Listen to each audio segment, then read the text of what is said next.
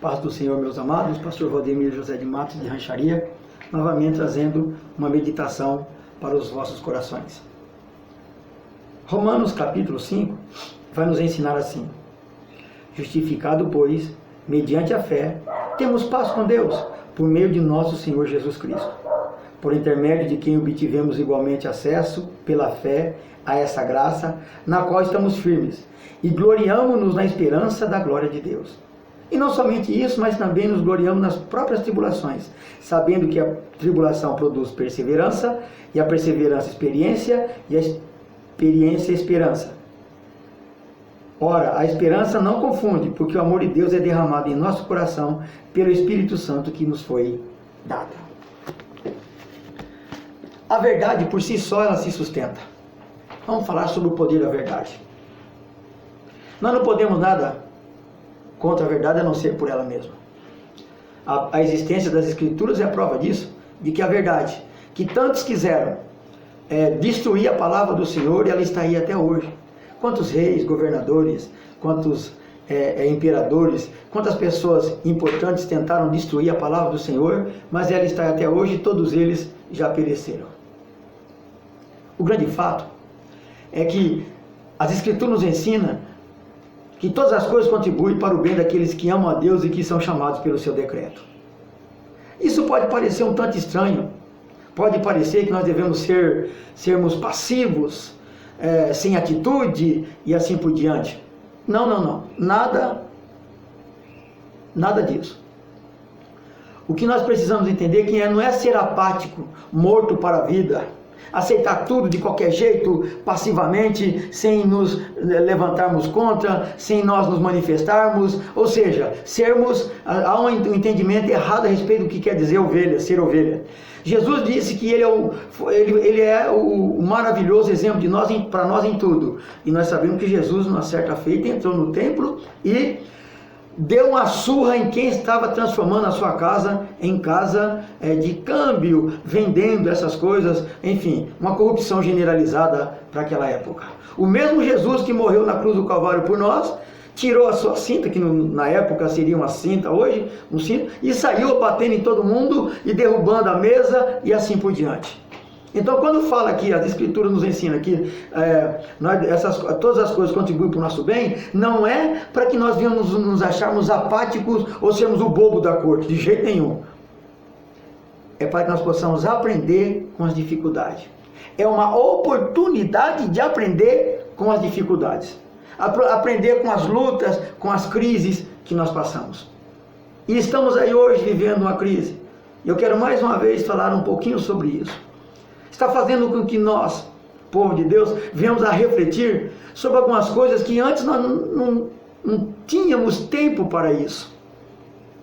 O desconforto, a luta, a tribulação, o medo, a crise, você pode chamar do que quiser. Nos deixa alerta. Não sei se você sabe, mas o medo te deixa alerta.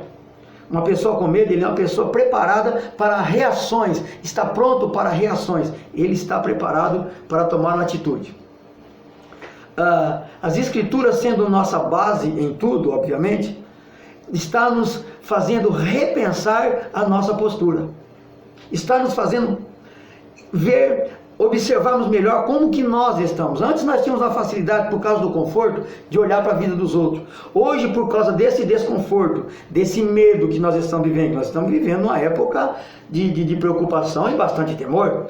Tudo isso está nos fazendo refletirmos melhor com base em tudo aquilo que nós já havíamos aprendido das Escrituras, o que nós temos ouvido.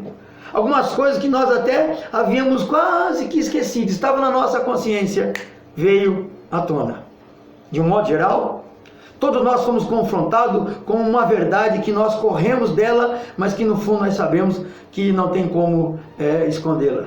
Que nós somos tão frágeis, tão fracos, e a nossa total dependência de Deus em Cristo Jesus, nosso Senhor. Nós nos reavaliamos como aquela pessoa que é obrigada a ser colocada diante de um espelho e mesmo chocando com a visão que é obrigada a ver no espelho, tem que aceitar. Não tem como maquiar.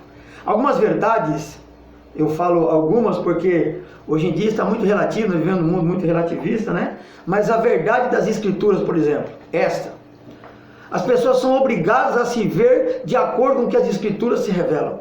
Não tem maquiagem. A gente consegue até se maquiar em algum dia, um momento ou outro, para se apresentar melhor diante do espelho. Mas o espelho mostra a nossa realidade. Ele mostra até que nós precisamos nos maquiar. Nós precisamos dar uma enganada para tentar enganar a nossa consciência. É duas coisas que não mentem. Duas coisas: o espelho e a nossa consciência.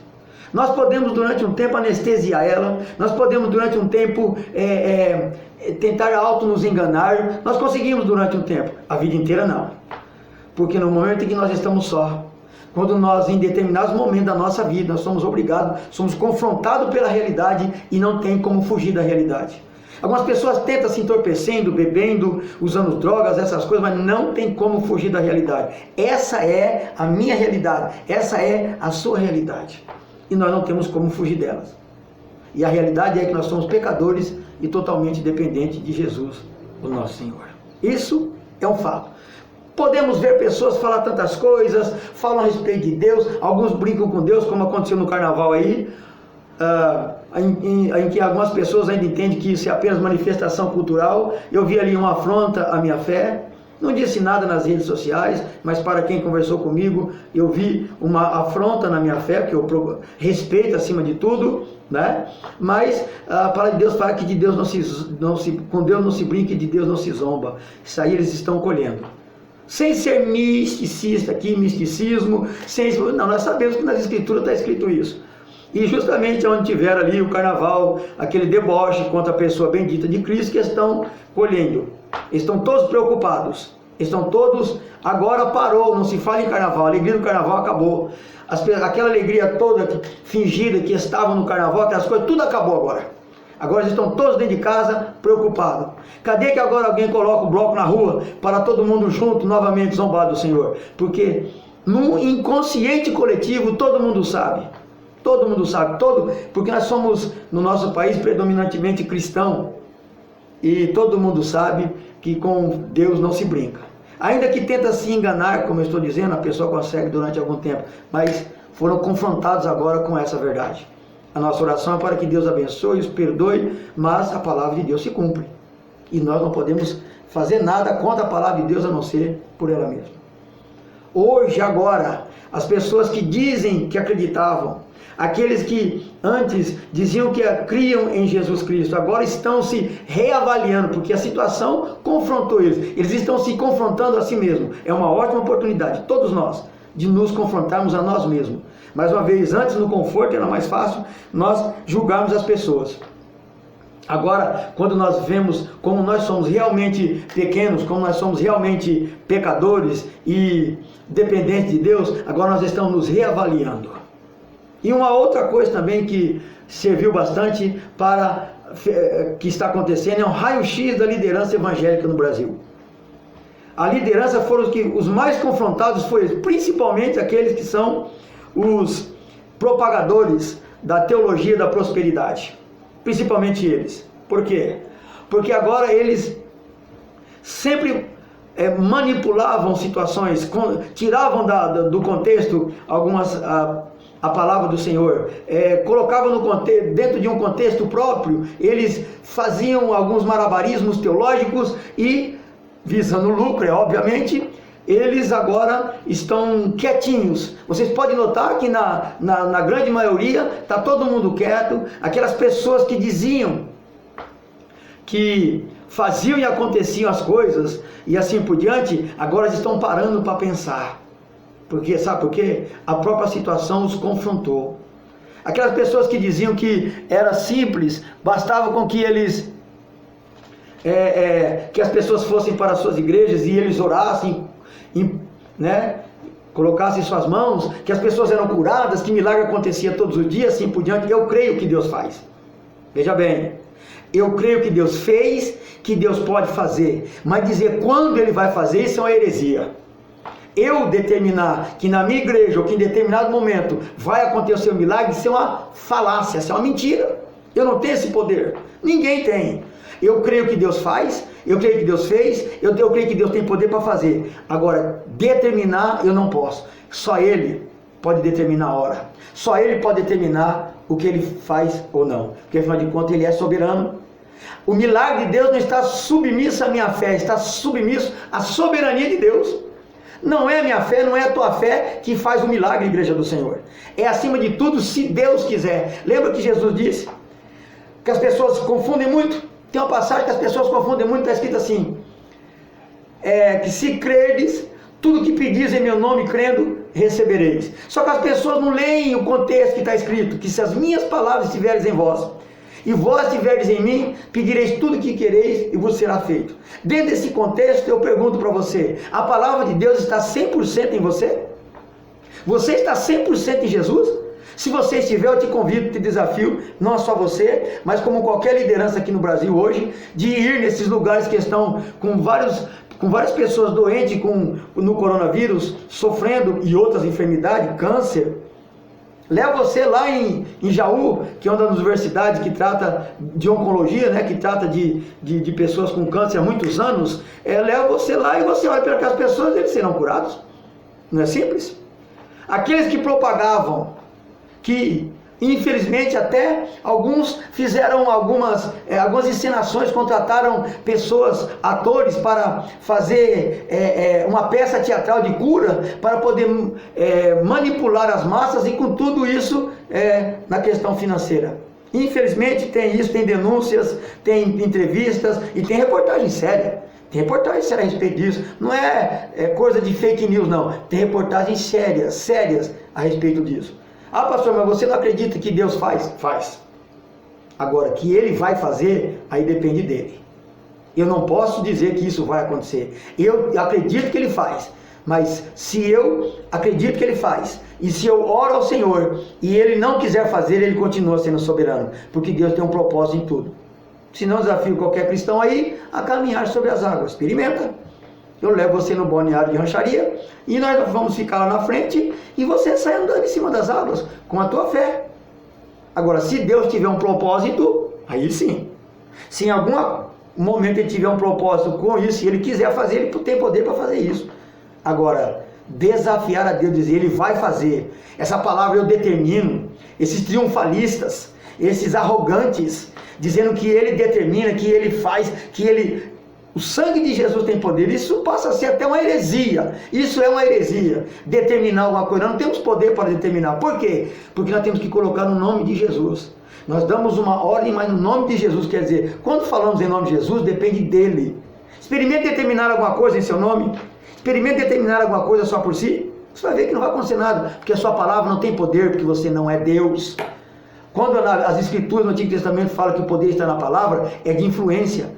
Que eu e você não temos poder para criar nada, não tem poder para curar ninguém, não tem poder para fazer nada. Quem tem o poder para fazer tudo é Jesus Cristo, nosso Senhor. Ele sim tem, se Ele quiser. Então, essas pessoas triunfalistas, eles estão todos quietinhos, eles achavam que jamais isso aconteceria, que jamais seriam confrontados. Está aí agora um desafio para a própria fé deles. Se eles arrogavam que eles tinham tanto poder para fazer tanta coisa e assim por diante, e agora? Convido eles a ir nesses hospitais e orar para essas pessoas. Vamos acabar com essa pandemia assim, no estado de Deus. Afinal de contas, eles têm poder para isso. Infelizmente, o que acontece é que eles aproveitam da boa fé de um povo místico e que não gosta de ler as escrituras, infelizmente. Crente, principalmente pentecostal, não gosta de estudar as escrituras. Teologia, para a grande maioria dos pentecostais que eu conheço, é algo que esfria o crente. Olha o absurdo. A Bíblia, as pessoas não buscam as escrituras para dar base para as suas experiências. Eles têm as suas experiências místicas e querem adequar as escrituras nas suas próprias experiências. Por isso que não gostam de estudar as escrituras. Por quê? Porque as escrituras vai desafiá-los a deixar essas meninices e obedecer a palavra do Senhor. Então, eles estão sendo confrontados, essas mentiras estão aparecendo. Eles não são nada do que eles disseram. Está aí a prova, que estão todos quietinhos. Agora eles estão todos escondidos. Simples. Era só com uma oração confrontar e contornar toda essa situação. Poderia pegar qualquer um aí, em qualquer hospital, ele entrar lá dentro sem máscara, orar e todo mundo levantar, ir embora e acabou. Cadê que o sangue dele agora tem poder? Cadê que o objeto agora, o lenço, o chapéu, o sal, o óleo, cadê agora? Onde é que está o poder disso tudo agora? Que eles vendem a fortuna. Cadê o álcool gel que custa uma fortuna para curar as pessoas? Cadê? Onde é que está agora? Infelizmente, isso aí confrontou. E eu espero que o nosso país, a maioria dos crentes, saia dessa meninice e entenda que na grande maioria deles são charlatões. Eles precisam mostrar as suas obras através dos seus frutos, está na Bíblia. Nós podemos conhecer pelos seus frutos, e os frutos dele constantemente estão aí. De engano, de lançar mão de mentira, de contratar pessoas e assim por diante. Enriquecimento ilícito e assim por diante. Que as pessoas levam para a obra de Deus. Enquanto isso, muitos estão ficando milionários, morando em mansões, e a palavra de Deus não ensina nada disso. Agora, os pastores fiéis, aqueles que pregavam a palavra do Senhor, que zelavam pelo ministério, que zelam, que estão firmes na palavra do Senhor, eles estão em paz. Porque sempre ensinaram que isso ia acontecer, que os sinais iriam acontecendo da vinda de Jesus, que durante anos procurou incentivar os irmãos a meditar nas Escrituras, a aprender com as Escrituras, a se fortalecer nas Escrituras, obedecer a palavra, obedecer a doutrina do Senhor, obedecer aquilo que está escrito, independente do que muitos estão falando. Se foi para aquele tempo, isso aí, irmãos, é tudo relativismo cultural que nós estamos vivendo. Em tudo agora é relativo, eles não acreditam em verdade absoluta. Tanto é que a palavra de Deus para eles se torna relativa. Não tem ela como palavra de Deus. Apenas um livro com alguns conselhos que alguém possa seguir. Aqueles que estão denunciando as condutas erradas na igreja, aqueles que estão pregando a palavra do Senhor, aqueles que anunciam a verdade, doa quem doer, não tentando agradar, que a grande maioria da liderança não se fala em inferno, não se fala em condenação, não se fala em pecado, para não chocar, para que as pessoas não fiquem chocadas, para que eles possam voltar para a igreja. A igreja agora virou um spa espiritual, se é que isso existe. A igreja agora virou um lugar onde as pessoas vão para ouvir palavras de autoajuda. O evangelho não confronta mais. Desde dos primeiros que anunciaram a palavra do Senhor, o evangelho é confronto, é verdade, é choque, é embate, é crise, é existencial, que as pessoas entram em crise com sua própria existência. Hoje não. Hoje, o evangelho light, esses pregadores de evangelho light, eles que não estão anunciando a verdade, eles vão prestar conta para Deus. Mas aqueles que estão pregando a palavra do Senhor, doa a quem doer, eles estão sendo consolados pelo Espírito Santo. Porque nós estamos aguardando a volta do Senhor Jesus.